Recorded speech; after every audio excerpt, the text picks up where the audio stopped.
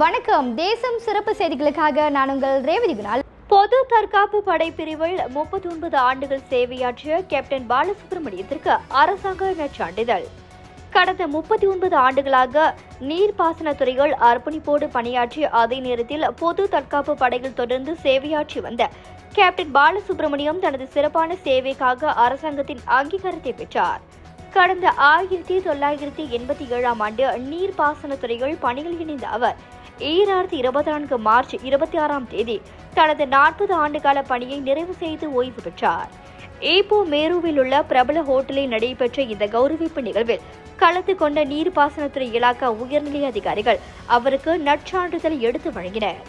மேலும் 1986ஆம் ஆண்டு முதல் பொது தற்காப்பு படையில் இணைந்து தொடர்ந்து சேவையாற்றி வருகிறார்.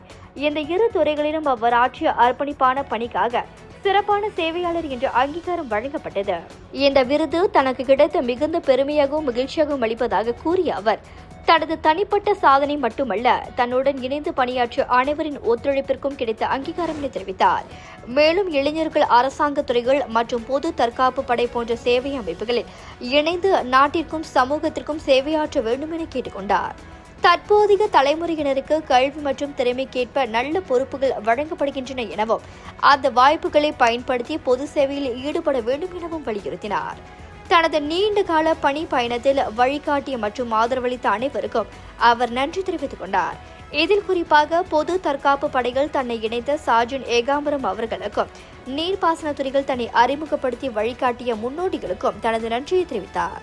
வணக்கம், என் பெயர் பாலசுப்ரமணியம், தகப்பனார் பெயர் அங்கநதி. இன்றைக்கு நீர்ப்பாசனத்துறையில் என்னுடைய ஒரு 39 வருஷ அனுபவம் சேவை செய்திருக்கேன். 87லேருந்து இது வரையில்.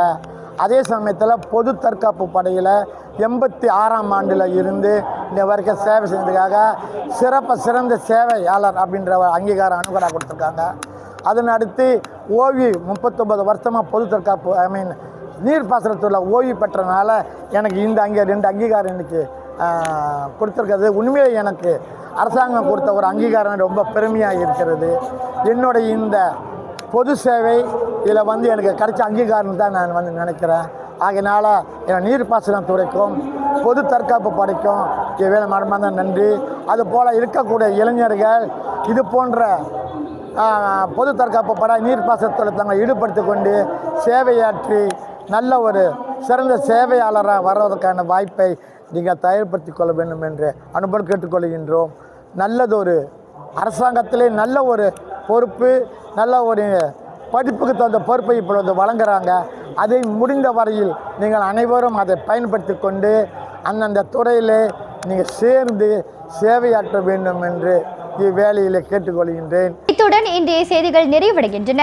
மேலும் பல ஆன்மீக செய்திகளை தெரிந்து கொள்ள தேசம் டிவி மலேசியா யூடியூப், டிக்டாக் மற்றும் இதர சமூக வலைத்தளங்களை பின்தொடருங்கள்.